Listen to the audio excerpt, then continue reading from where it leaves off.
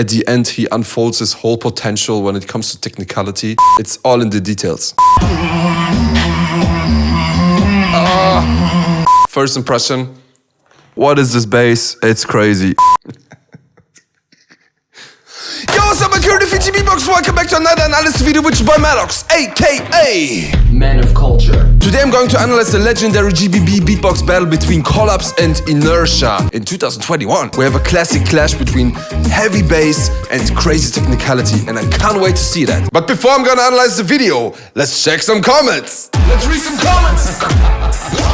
Colaps' second round might just be one of the most complex beatbox routines ever. I remember he was doing his routine Precision, and I know for a fact this one is really complex. I'm really excited to rewatch it. Colaps just destroying everyone who's using inward bass after battle with D-Lo. My man took that battle personally. Ush. Yeah, that was painful. That was really painful. Look at the crowd, boy! GBB 2019 flashbacks. Colaps did everything right here while battling Inertia. He brought the bass, the complexity, the power. It all just adds up perfectly. Sounds really promising, but what about Inertia though? Inertia is a beast, but I agree with people saying that he needs to be more diverse in the battles. He's really diverse in some shoutout videos that he did recently. I guess he wanted to stick to the one style during GBB because he knows for sure it will hit. Yeah, a lot of people were rooting for Inertia, especially off his elimination round. That was a crazy blast with his heavy inward bass. Second round was perfectly selected. Precision is what Inertia misses compared to Colaps. Perfect battle strategy. Wow, okay. You know what, guys? I think it's time to analyze that. Let me analyze that. Wow. Yo. We got one more battle to figure out who's in the finals. Coming to the stage. Oh, the intros are so long. Let's skip that. Ladies and gentlemen, you already know what to do. I say the twa, you say the turn, the Colaps, twa! Beatbox.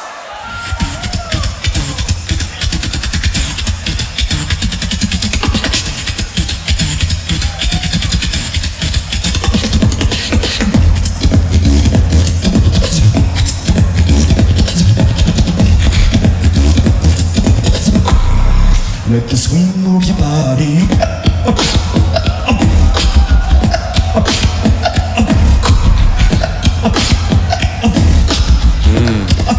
Good flow.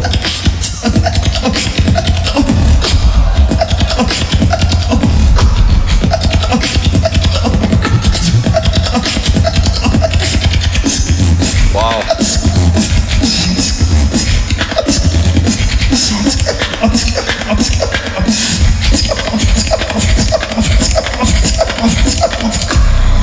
Let the swing move your body.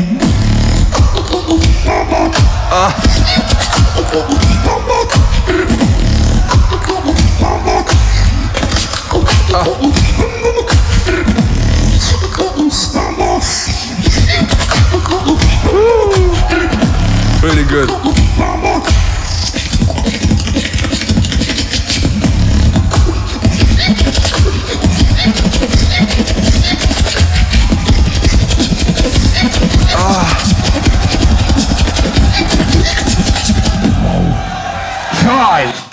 Woo!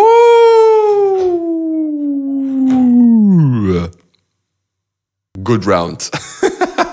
Yo, so to be honest, I know this routine by heart because me and Colaps were producing all of his GBB rounds. He was in Berlin 2 weeks ago, and you will get to see all these videos on his channel. So yeah, I know this routine by heart, but for a fact, I still can analyze properly how he was performing it on stage. So my first impression is I really like the dynamics that he has inside. He has some parts that have a nice flow with a nice bass inside. And then at the end, he unfolds his whole potential when it comes to technicality. And we know that Colaps is crazy with this. But for me, what is really special also with Colaps is not that he can go fast, but while he goes fast, he also keeps timing, keeps the flow, and is still powerful. And I think this is the hardest part. So before I keep talking, let's get into the details.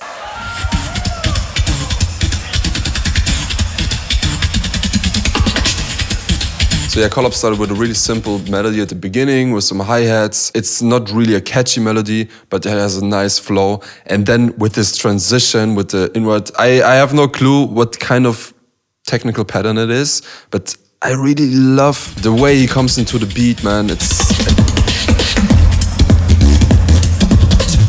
It has so much flow and it's so dope, and it's like he takes you from the intro into the beat with this nice flow. You can like lay into it, you know, and groove with it. And with this transition, like because this transition has such a nice flow and such a nice groove, he takes you into the flow already, so you can vibe on it already when the beat starts. And this is a really nice way to get into a beat instead of just starting it. And then also when the beat starts, he keeps the melody from the intro and does it with the lip oscillation bass.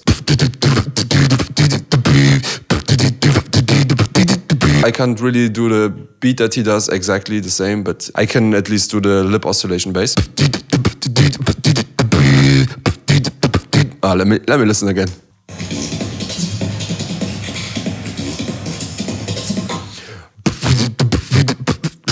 Okay. Stop it, Madox! Yeah, whatever. You get the idea, I guess. And yeah, this is like, I would say, a simple move to go from like a melody that is just humming into a bass melody, but it can be really effective. It adds drive to the melody. Let the swing move your body. Then he comes into the first drop with this really catchy punchline. Let the swing move your body. And it's like he's promising something with the punchline. And he keeps the promise because it has a really sick flow.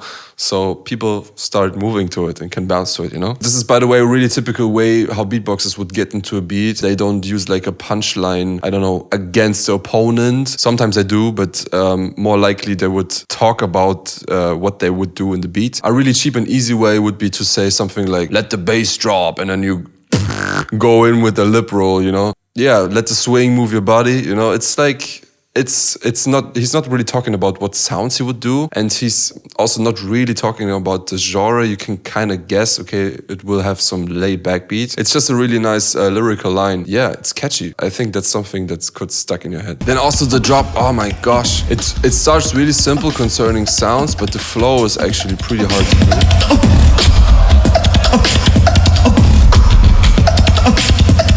For me especially, and I think for a lot of beatboxers, when there's pauses in between where you have no sound, but you still have to keep the flow, that's really hard to do. And a lot of beatboxers struggle with this. But here, Colaps is really killing it.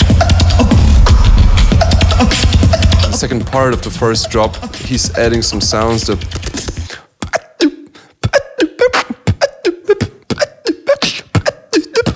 Wow. Yeah, so he does something like... But I'm really bad in repeating this, man. It's absolutely not my style. It's so dope. It's such a sick flow. And then in the second part, he speeds up that... What is the sound? Like helicopter sound? Yeah, back in the days when I was beatboxing with my friends, we would say helicopter sound to this one because it's kind of sound like a helicopter. Yeah. Please tell me in the comments if you know how this sound is called.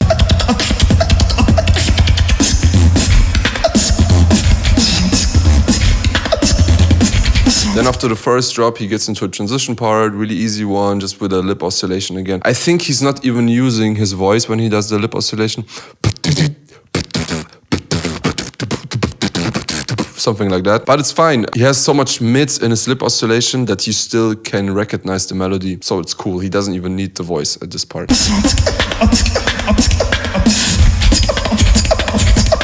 Then at the end of the transition, he speeds up the transition part a little bit, and this is a really nice way to like catch the attention, especially from beatbox fans, because beatbox fans just love technical fineness, you know, if you know what I mean. It's like so sharp, so precise. It's like a really nice effect. It's just a really nice flex. Probably if this would be like a non-beatboxer audience, he wouldn't need to do stuff like that. Maybe it would be even distracting, but because it's on a beatbox battle stage and you have beatbox judges in front of yourself, really makes sense to do stuff like that. It's all in the details. Hey, let the swing move your body.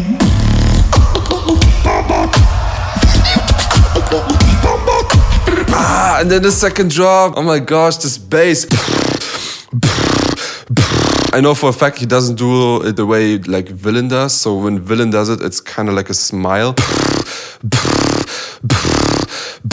I think Footbox G also does it like that. But Colaps, it has a similar texture, but for him it's more like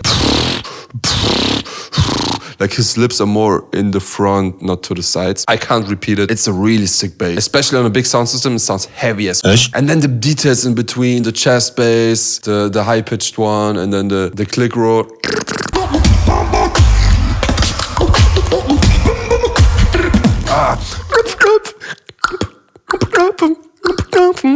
Yeah, can't repeat that. It's like really sick because it makes this beat sound really full. He has this bass, I don't know how this bass is called. Again, if you know how the name of this bass is, please tell me in the comments. He starts with this bass at the beginning. Then the second part of the beat has his voice inside, and with the clicks, it really covers all the frequencies to make it sound like a full beat. And then he also has this, wow, where's my bass? I think that's the way he does it. This is like a high-pitched chest bass, like the normal chest bass, and then the falsetto voice. It's really cool because it's a really good contrast to the heavy deep bass at the beginning. And then the transition in between, oh my gosh. I'm not even gonna try to repeat it. No, I have no clue where to begin. Crazy, bro. So dope. And then also what's really cool is that in his snares, he also have bass. So either he does or the inward K snare with the click roll. Again, I'm not a master in this, but I guess that's how we do it. It's just inward snare. And then on top of that, you layer the inward click roll or inward tongue bass. Yeah, you also can see BR using this technique. I'm not a master in this, but BR and Colaps are really sick in this, and it adds additional swing to it because on every beat you have either a kick or a snare with bass, so every beat is hitting really hard.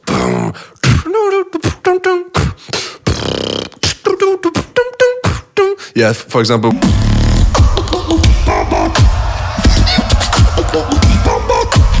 When I want to add bass to my snares, I do or I think that's all my bassy snares. Yeah, that's it. I need some more. More snares, please. This makes the beat really swingy. And then at the end, he unfolds like, he's like, boom, beasting, you know? He shows like a really fast beat. And then this scratching technique. Oh my gosh. And also this... I think he uses this as a kick. You also see D-Lo using this technique. It sounds like a really soft kick because it doesn't have attack in the mids. It's just like in the lows. But at the same time, it hits really hard because it activates the subwoofer. This ending in this round, crazy. All right, let's move on with Inertia's first round. Let me analyze that.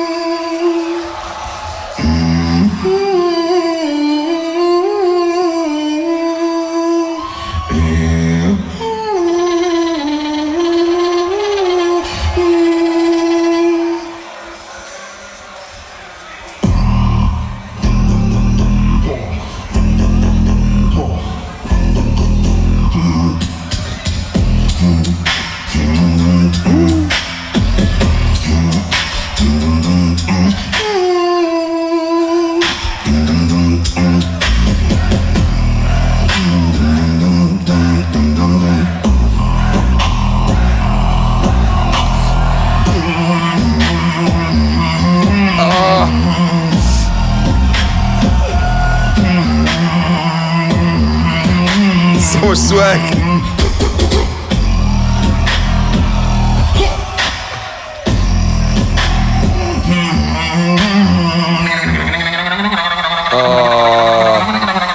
Reefstone likes this technique.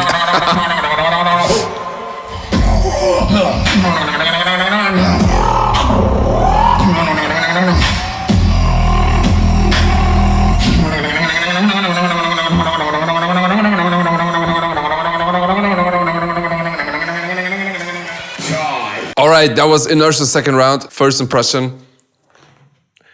What is this bass? It's crazy. Oh my gosh. And also the melody between something like that, right? Oh my gosh. I can't do that all. But it's so catchy. It's so dope. And also the flow of the beats, man. Really sick. The only downside, what I have to say, is the ending wasn't really round. At the end, it felt like he's kind of freestyling the bass and the melodies. Didn't really fit together really well for me. And he also didn't really end up precisely at the end. It was just like fading out. Compared to Colaps, Colaps is doing it better. Anyways, let's get into the details.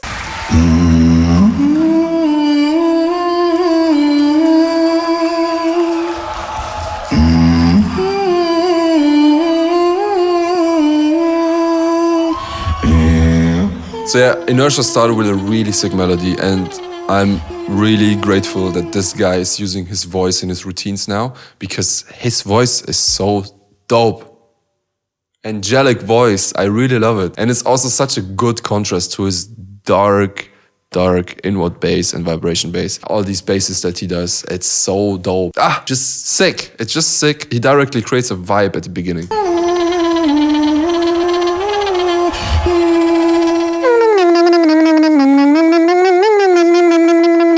Also the siren melody, these little details, it makes it really nice and really pleasing to your ears.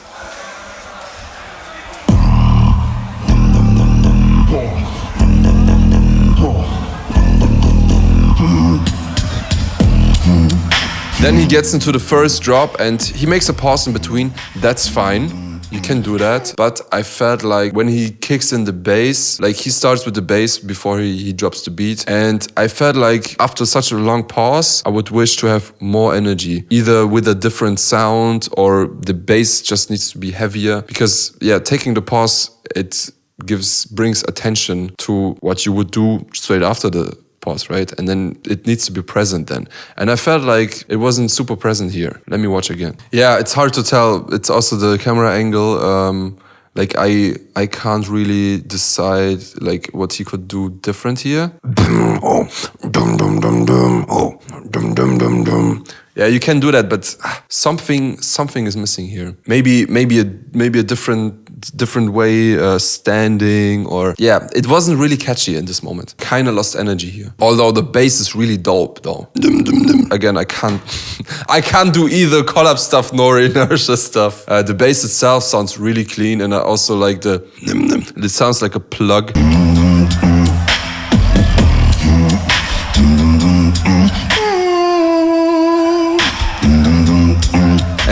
And then afterwards he gets into the beat, and the beat has really sick flow. It's hard to tell if he does or I think he does. Yeah, I think it's because the inward bass is so low and has so many subs. It doesn't feel like there's something missing. Normally when you do without air, there's subs missing, but if you combine it with the inward bass, because the inward bass has these subs inside, it works.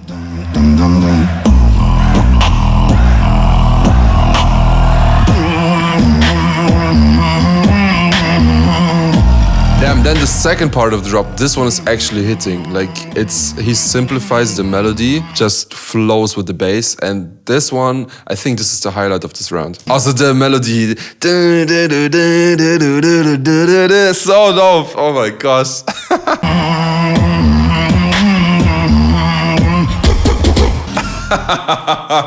And then also this cheap counter. I mean, it wasn't too cheap. It kind of works. In between as a transition. I really like that, you know. It's like he shows a little bit of Colaps style. Yeah, that's funny. And at the end, it fits to the round, you know. He could also do this transition without battling Colaps. It would still work with the beat. But then on top of that, it was really clear that it was against Colaps.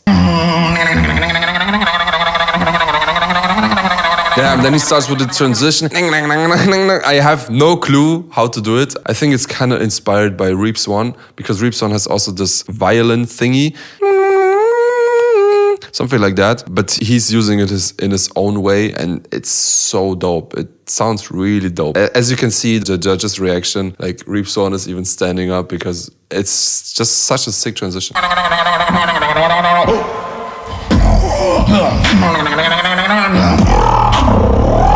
Then after this part, after the transition, I think this is where the problem of the round starts. It's kind of random. He keeps on going with the nang, nang, nang, nang, nang, nang. I think it's a bit too complex for the drop. He adds it up with an inward bass that is even heavier, that has these highs. And the sounds itself in this drop are really sick. I really love all the sounds of it, but just the arrangement of the beat, it's kind of random. It doesn't really create like a flow state. It's also not really surprising because he's taking the transition element into the drop, but in a really random way.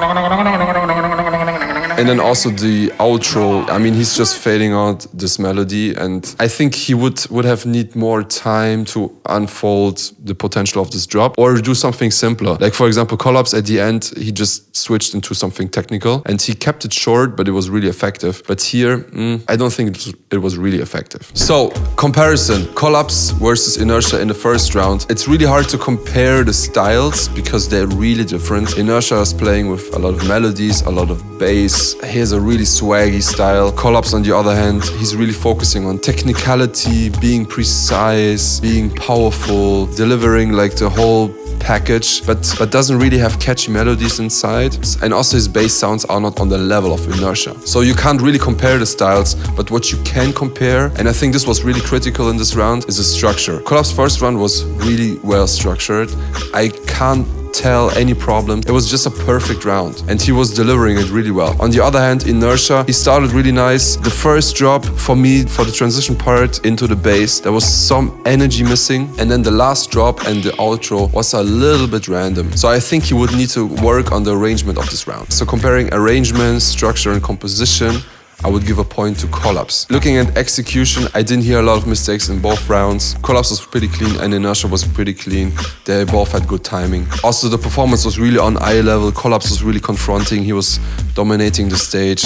Inertia was also a really sick stage presence. And complexity is also really hard to compare because Colaps is on a really high level with technicality, while Inertia is really on a high level with bass sounds. So for me, it all comes down to arrangement and composition, and that's where Colaps is dominating. So the first round for me definitely goes to Colaps.